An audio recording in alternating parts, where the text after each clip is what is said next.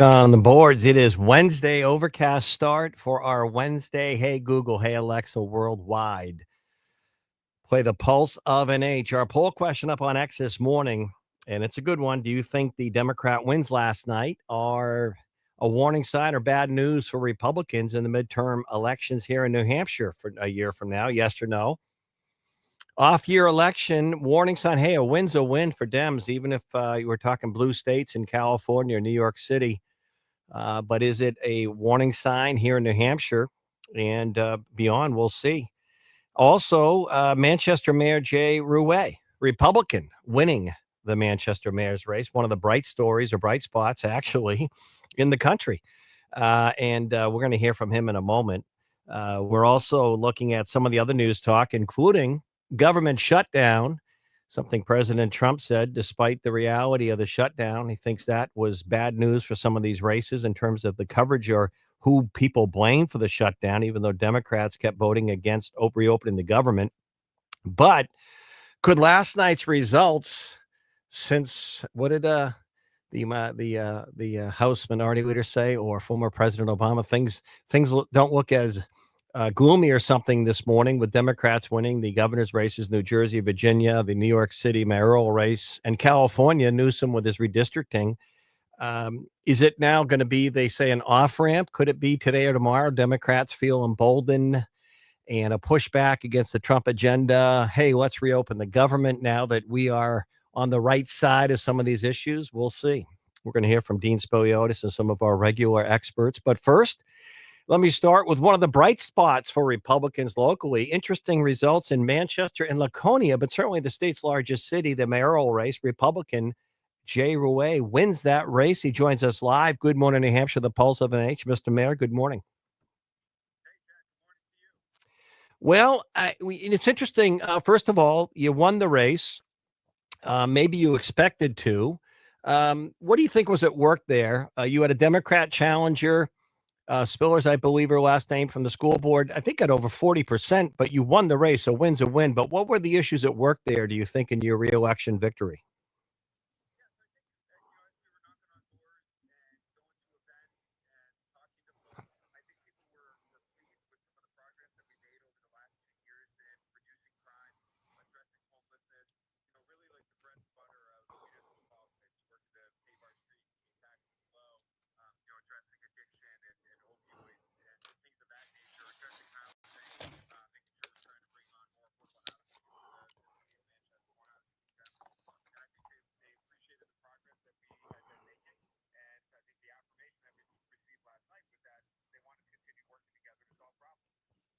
New Hampshire's interesting.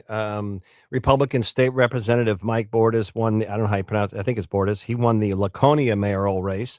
Um, we don't see a big Democrat, statewide, well-known Democrat running for governor in New Hampshire. But how did you look at these national results? You were focused on your race, of course, the mayoral race in Manchester. But how do where are people at when you knocked on doors? Is it a question about Trump, even though he wasn't on the ballot last night, and he won't be on the midterms, but some people say he really is, or is it are all politics local?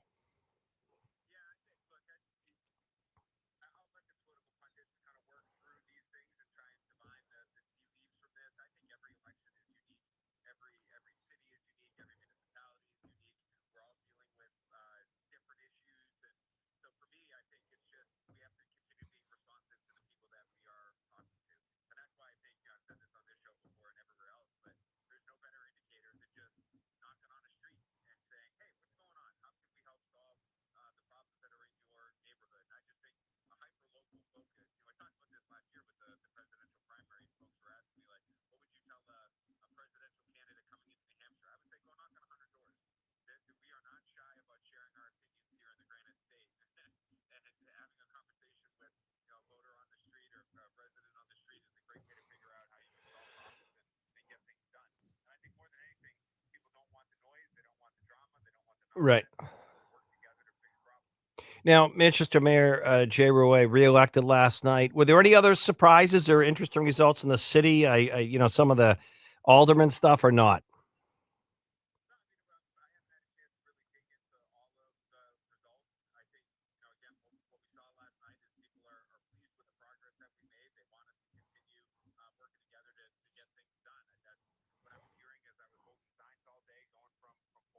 Right. Right. Okay, now this next year, real quickly, Jay Roue, Manchester, largest city mayoral win last night.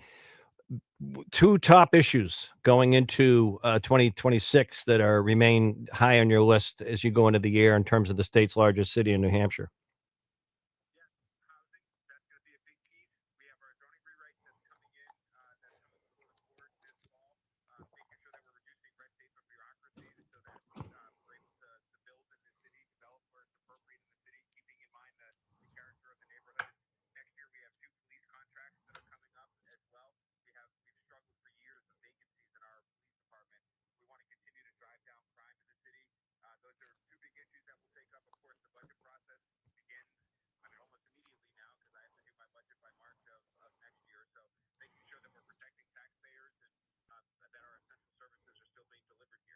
Thank you, Mayor Jay Roue, Manchester winning last night. Thank you.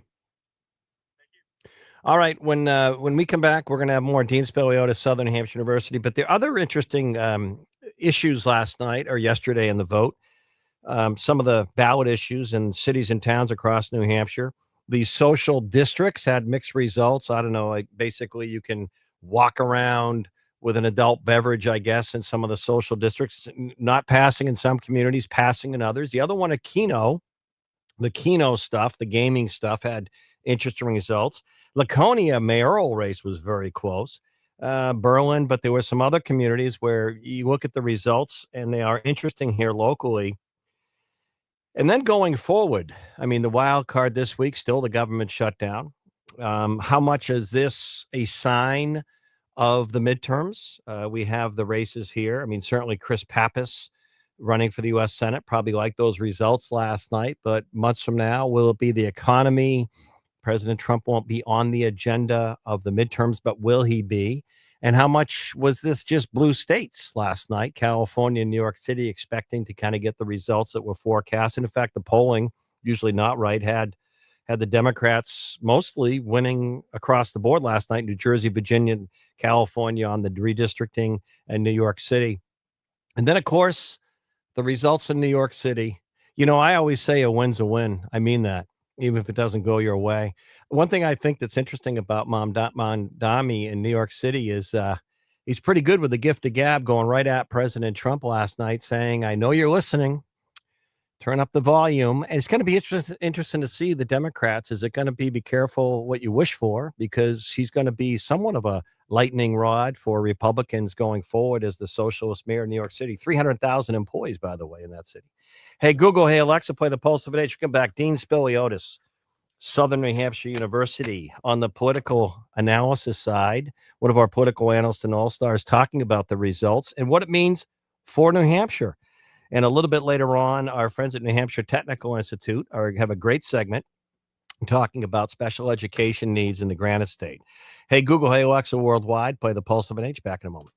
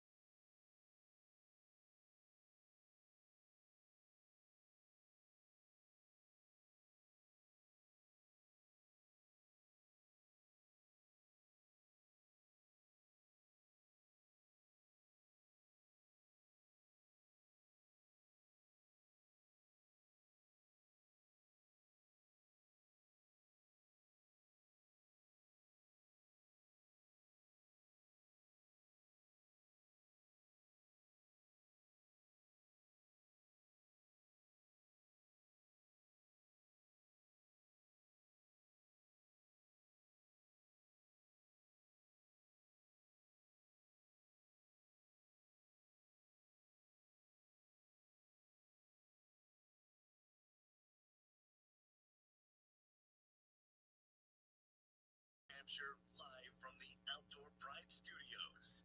Now, back to Jack Heath on the Pulse of New Hampshire.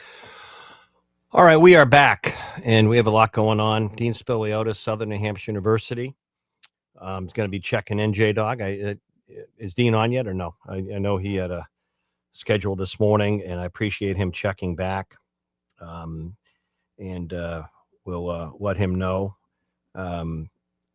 And I appreciate him checking in because it's interesting. I've always been someone who I'll be honest with you, politics, sports, you have your team, you have your hope, you have your party, and winning is a lot better than losing. And anyone who tells you that it's not is probably not being genuine.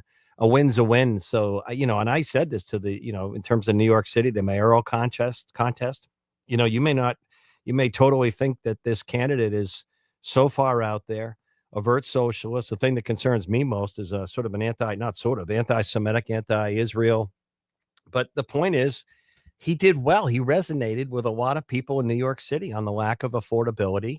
And he ran. He's a good candidate in terms of speaking. I mean, he's promising free stuff. I don't know if he's promising, free toothpaste, but everything else is free in New York City with him. We'll see where it goes. The point is, elections, last night, the Democrats should feel very good about their wins, even if they were blue state predicted wins in California, New York City, New Jersey, Virginia. However, is it really something that's going to last? Democrats in the next day or so are going to feel pretty emboldened, and maybe if it's an off ramp to settle the government shutdown, saying, hey, see, we were right, pushing back against the Trump agenda. We were right on this stuff. We'll see, but the midterms are a long way away.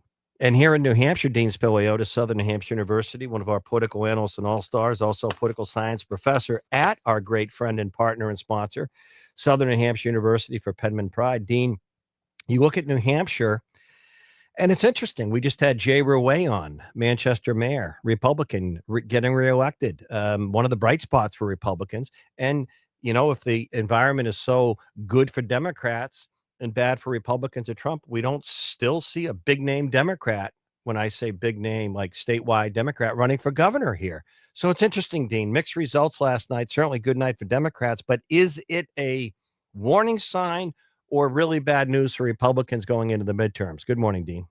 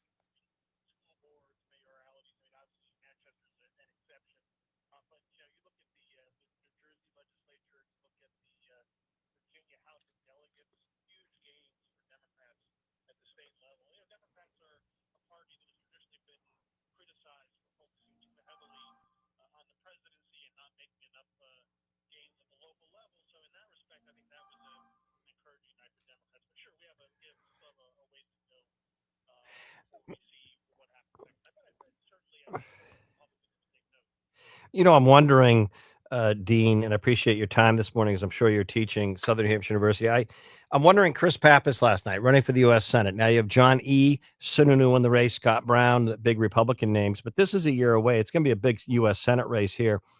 I'm wondering his reaction last night because, and in terms of wanting to be more of a New Hampshire Democrat versus a New York City mayoral candidate or a Gavin Newsom, but certainly the energy in the Democrat Party, further left, more liberal, fired up, angry, is what drove a lot of this last night, in my humble opinion. It's also what's driving the government shutdown, the no votes, because I think people like Schumer, he's afraid of Ocasio-Cortez. He won't say it, but he's afraid of that.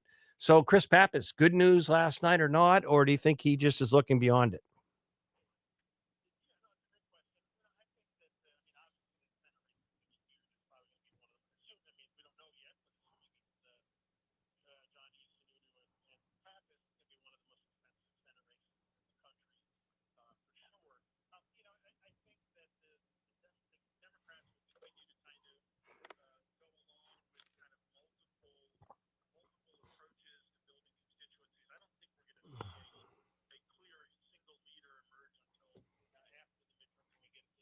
Well, yeah.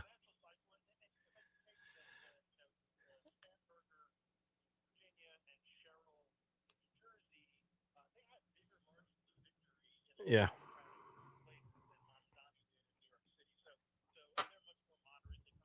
Right. Well,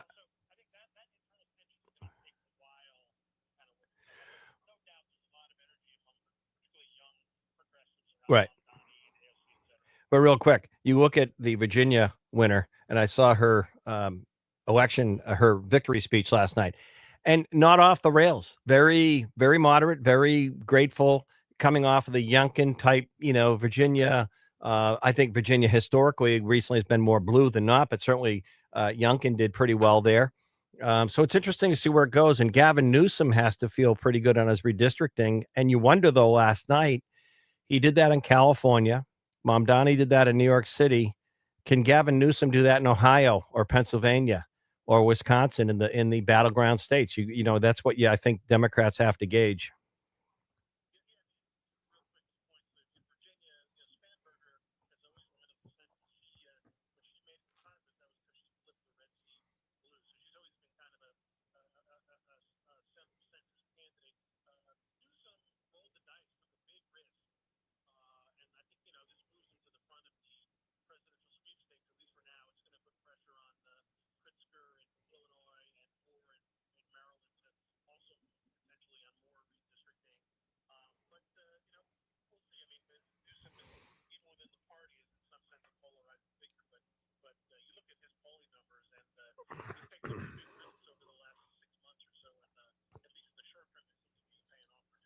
Interesting results in Laconia in that mayoral race, the Republican state representative. Very tight. I saw some numbers. It was a very close race in the mayor's race. But Dean, before I let you go, it's probably not $1 billion, but it might be $1 million question.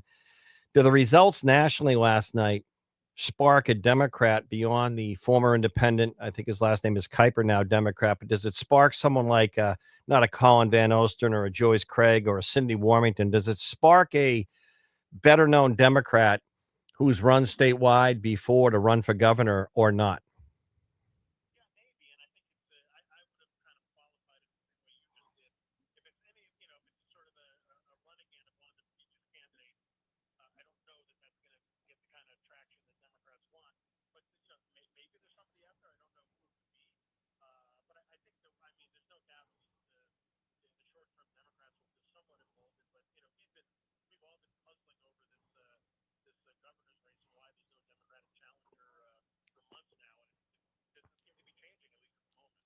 Dean, I'll let you get back to the classroom.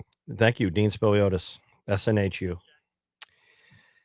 Well, it's interesting. We're going to have more coming up, and might be joined by Alicia Preston Xanthopoulos, Seacoast Online at 9:50. J-Doc, she's coming out of a doctor's appointment, I guess, in a little bit, and we have a lot more. 10 o'clock, New Hampshire Technical Institute, talking about the critical shortage for early child care, daycare. And it's a real problem for families in the state. On top of that, affordable housing. We talk about affordable housing. Jay Rouet just talked about Manchester as one of the top issues. I asked him winning the mayor's race last night, the Republican first-term mayor getting reelected. Affordable housing. And our friends at Ledyard Bank promote this because we're raising awareness on affordable housing solutions on my show every Wednesday. And one of the things you look at, and I'll come back with this in a moment, is some of the zoning and tax stuff that incentivize developers and builders to build affordable housing versus make it prohibitive. And the other thing we got to do, which is not political or legislative, is we've got to stop the hypocrisy. Affordable housing, I gave you the other day on the show, just going to Redfin or some of the real estate sites with AI. You can Google, for example, in October, this past month, the median home prices in New Hampshire and some of our communities, Meredith, New Hampshire, in the Lakes region, closer to $1.2 million. That's an average home, not high, not low, average. Portsmouth near 800,000, Peterborough 620 grand. These are not affordable housing prices for 80% of the buyers locally. And New York, and maybe that infiltration of migration will continue or intensify. The number one area people are moving to, New Hampshire and southern Maine from New York. But lack of affordable housing, the number one issue. We'll come back and talk about some of the things that you need to do to get more affordable housing. Hey, Alexa. Hey, Google Worldwide. Play the Pulse of an H. Jack Keith, J-Dog on the boards. Back in a few.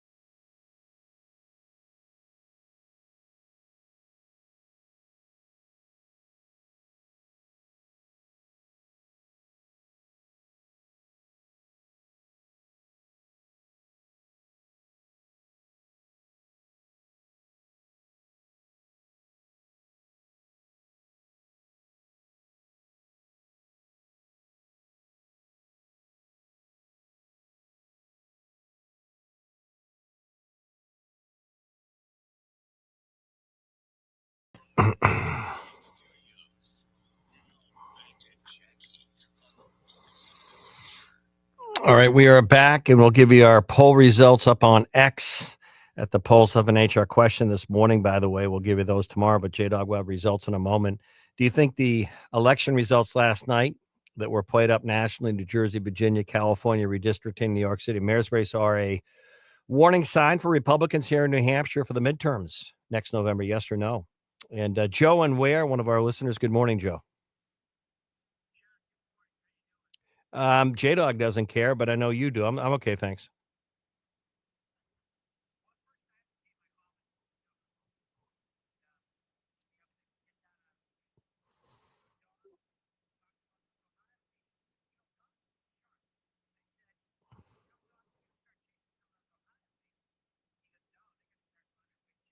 Yeah, the dog's on top of stuff.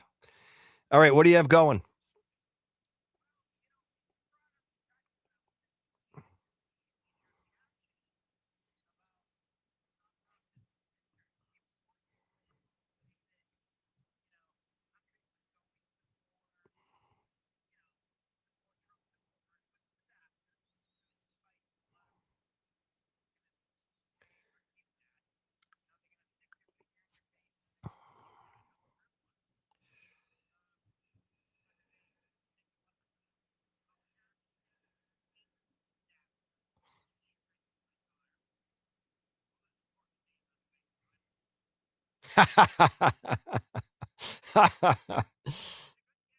Yeah, and you love her. You love her. I get it. I get it. Yeah.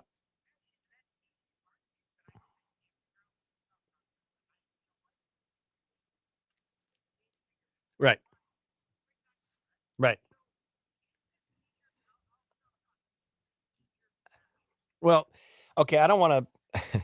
First of all, Donald Trump is always on the ballot in these things, including the midterms, but he's not.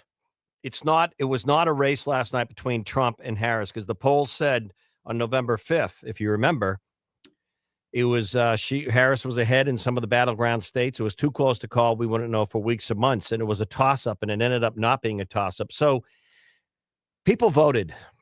People voted on November 5th. They voted to close the southwest border. They did like some of the things Trump was saying, and a lot of people voted for Donald Trump who didn't even like the way he communicated or came across, and people don't realize that. But you look at the midterms, which are a year from now, or an off-year election like last night, and historically, the party that wins the White House gets shellacked in these elections. They really do. It goes the other way.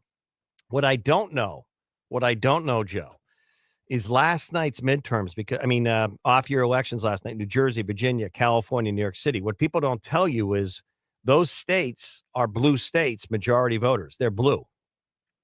That wasn't Ohio last night.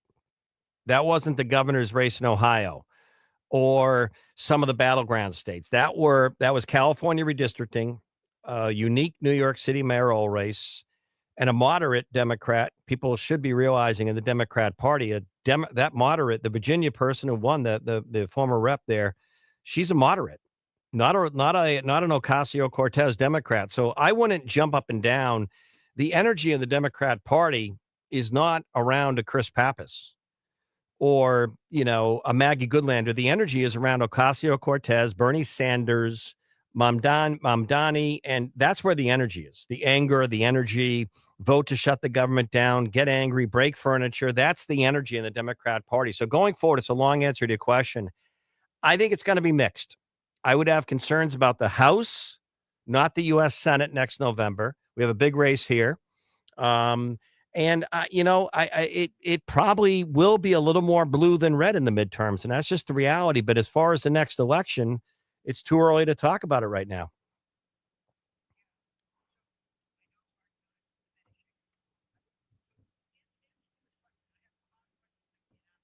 No, go ahead, shoot. I'll go quicker.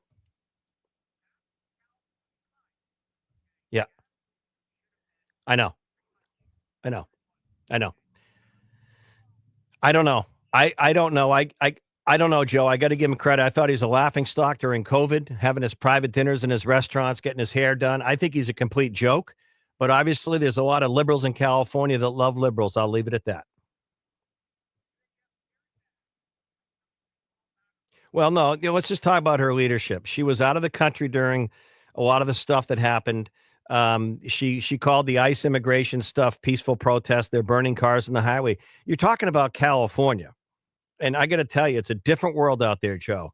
And people have to remember when you run for president, it's the heartland. It's states like Ohio. And that's where the Democrats got to figure out who their leader is. But go ahead. Anything else?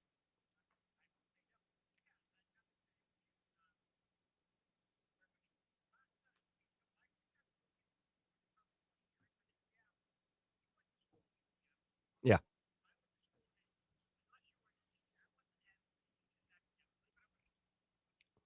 No, Norwich is a great, great, great institution. Great school.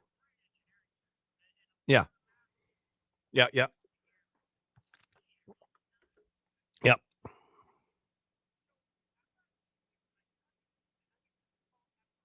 No, no. Go ahead.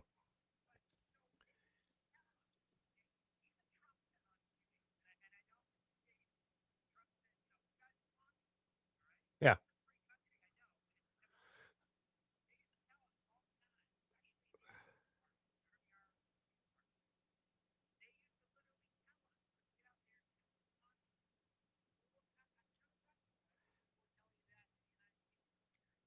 Well, no, first of all, Joe, that's a long answer. Norwich has a military part of its backbone. It's really too long of an answer, but I'll condense it. We fought a Cold War.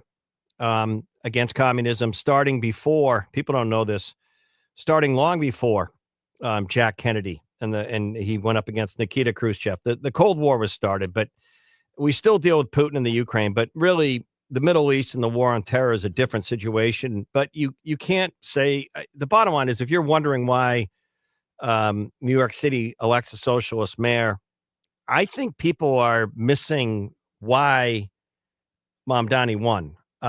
You may not agree with me. I'm not saying what he's saying. I think it's all BS. Nothing's for free, but everything he's talking about is free. But he's not a bad candidate, meaning he talks well, he looks well, he's good. He's good with the gift of gab.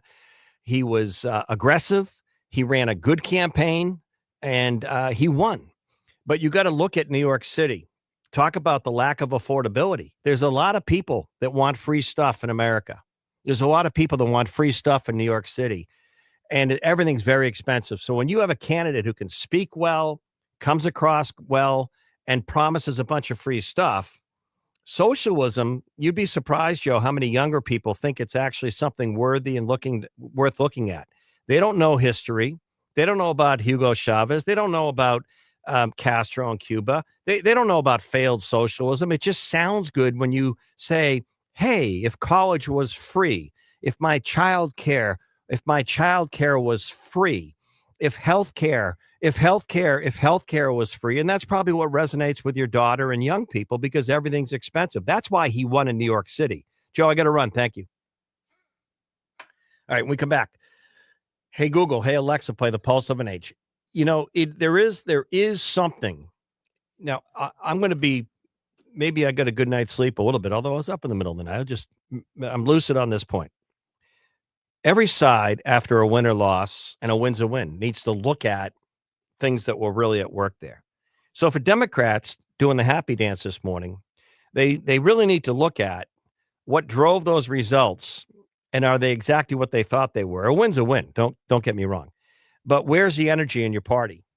Who are your leaders going into the midterms and the next election presidentially? Is it Newsom? Is it Ocasio-Cortez? You got Bernie in the wings. Is it the mayor of New York City, the mayor-elect? Or is it like a moderate, Governor Shapiro in Pennsylvania, or the newly elected governor of Virginia? Republicans need to also look at a fact. And it's funny that in New Hampshire and Maine, we have an affordable housing crisis. Not funny. I was talking earlier about the hypocrisy. Oh, we need more affordable housing, and yet communities here don't want it. Lakes region homes are on average in Meredith, Guilford, Wolfboro, well over $1 million. Median home price. That's not affordable. And when you have zoning regulations or ordinances that don't allow cluster apartment type homes that are affordable, you actually don't want affordable housing, even if you say we need it.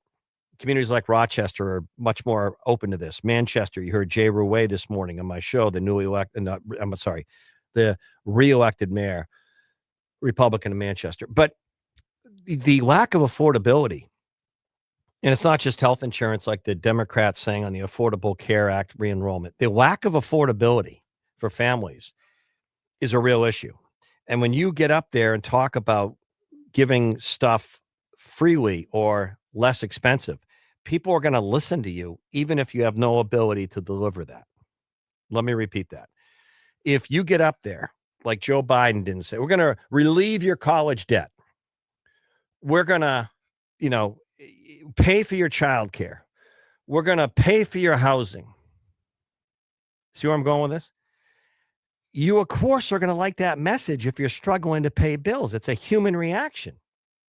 And Republicans have to be sensitive. Trump resonated in this last election nationally with a lot more blue-collar, union-type, hardworking people. He had a good message. But going forward, Republicans have to realize a lot of this stuff is not affordable. And by the way, the hypocrisy of the shutdown right now in the government, no one is talking about a $38 trillion debt. No one.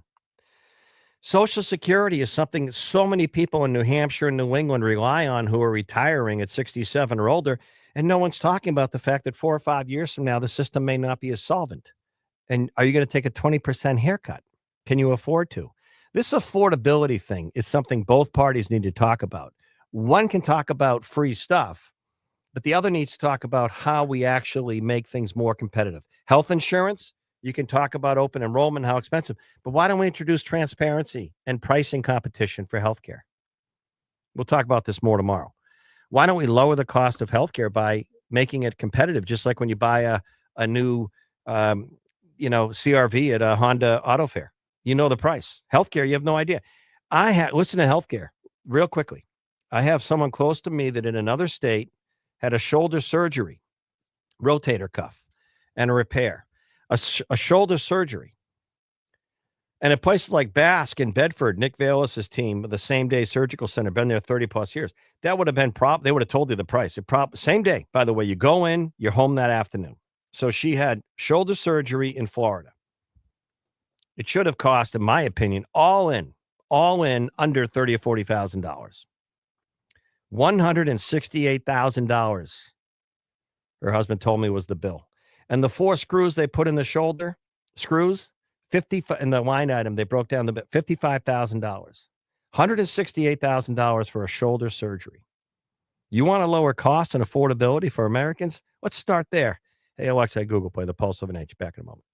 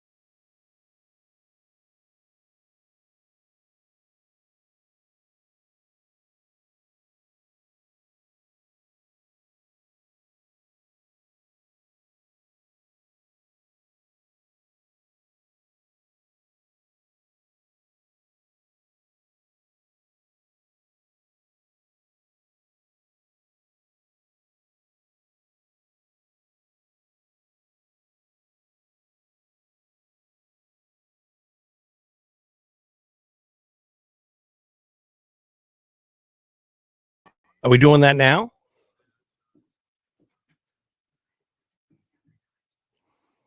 Are we doing that? Oh, at 11 o'clock? We get poll results from yesterday? Yeah, yeah.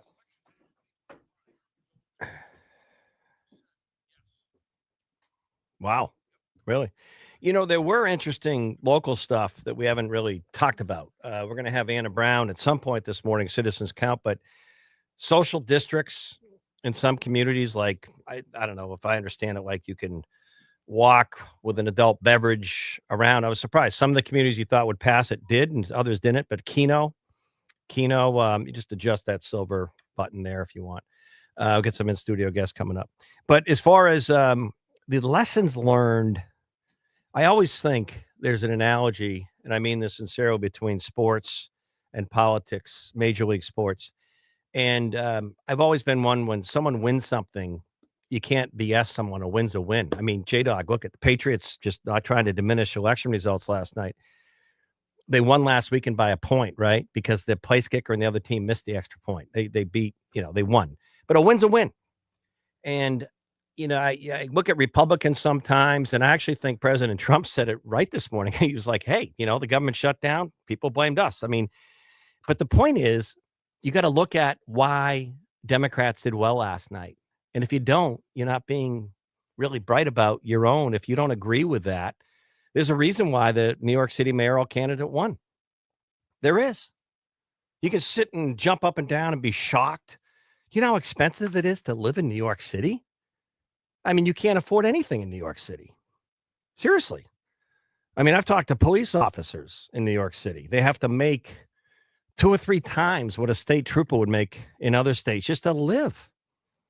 And this affordability thing, both parties got to address. It's going to be something we're talking about the next segment. The lack of things like childcare, health insurance. I just gave you an example of a relative of mine who had a shoulder surgery in Florida, $168,000 for a surgery, and she was home that afternoon. So we don't talk about healthcare. Not the way politicians want to talk about it. I'm not talking about people that are relying on the Affordable Care Act subsidy. I'm talking about healthcare. We want to talk about housing. I gave you medium housing prices the other day. What would you, if I asked you, hey, have you heard of Meredith, New Hampshire? Most people are going to say, yeah, I've heard of Meredith. What do you think the average home cost in Meredith, New Hampshire is? I looked it up. Thanks to artificial intelligence. Redfin, you can look up what houses sold in October last month. $1.2 million in Meredith. 1.2 million. That's higher than Portsmouth. That's a average home price. Now, what do you say to the couple, the senior who's been living in Meredith for 30 years? They might have no mortgage and they live in Meredith, but they do a property reevaluation. They can't afford to live in their home. Affordability. And even if inflation is cooling, we have an affordability crisis in this country. And both parties have to look at that, in my humble opinion, because that's what people, if you stand in front of a group of people and you can speak well and you look smart and you say, look, we're going to give your health care for free, your housing for free, your health insurance, your food assistance free. Well, no one's really going to ask the person how you're going to pay for it, but they're going to probably vote for that person. So I think the Republican Party and Democrats both have to look at the results last night. It's an off-year election. The midterms are a year from now. And if you're a Chris Pappas who's running in the U.S. Senate, who's more moderate, like the person who won the Virginia governor's race, and I thought she was very articulate. Her election speech, her victory speech last night with her family there, she's a very good candidate. And I think the Democrat Party has to look at, is the energy with Ocasio-Cortez and Bernie, or is it with people like the Virginia governor, the Democrat who just won, Governor Shapiro of Pennsylvania? And I could go on. So we'll see where it goes. But here in New Hampshire, I think it's mixed results. Manchester Mayor Jay Rouet, Republican, got reelected. He joined us live this morning, saying that affordable housing is a big challenge going into this next year. Still no statewide Democrat. There's an former independent candidate, Democrat, John Kuiper, I think is his last name, challenging Kelly Ayotte. But I'm talking like a Cindy Warmington, a Colin Van Ostern, Joyce Craig. There's no big statewide Democrat challenging Republican Kellyanne. Does someone look at that? We're a year away from the midterms, so there's going to be mixed messages, but certainly a big night last night for Democrats. And we'll have more. Coming up, though, our friends at New Hampshire Technical Institute bringing back the trades, but talking about some of those issues on affordability. We've got a great panel in our studios talking about early child care. And I talked to families, and J-Dog, it was a guest we had a week ago, was talking about this. One person had to work full time. 80% of that salary went just to things like early child care. And you think about that and the struggle and the pressure that puts on families where both people may have been studying for a career, and then they look at the cost benefit of childcare. And that's another example. Everything is so damn expensive, and we need to talk about it. In New Hampshire, at least, hopefully we're making some strides. In New Hampshire Technical Institute, one of our great partners and sponsors on this, I think is one of the only places that provides a degree or a program in this area. And I think it's important. So we'll come back to that. But I think NHTI is the only completely online option for early childhood degrees. Hey, Alexa, hey, Google, play the Pulse of an H. We're a Wednesday. Overcast out there. Maybe this wind died down. I guess some people actually had power knocked out, J-Dog. I heard some wind gusts were 40, 50 miles per hour. Not a good time to go out sailing unless you really like to sail. Hey, Google. What's that? What's that? Did you get blown around walking home? Is that why you do that? What do you call it? The rucking, or what do you call it with your pack? So you have more ballast. All right. Also coming up a little bit later on, we're going to have some of our regular contributors. By the way, J-Dog, Mike Dunbar joining us in the 10 o'clock after our friends at NHTI 1050. His band is opening up tonight, an act down in Portsmouth, and he's one of the only political talkers and thinkers I know that has a really good band.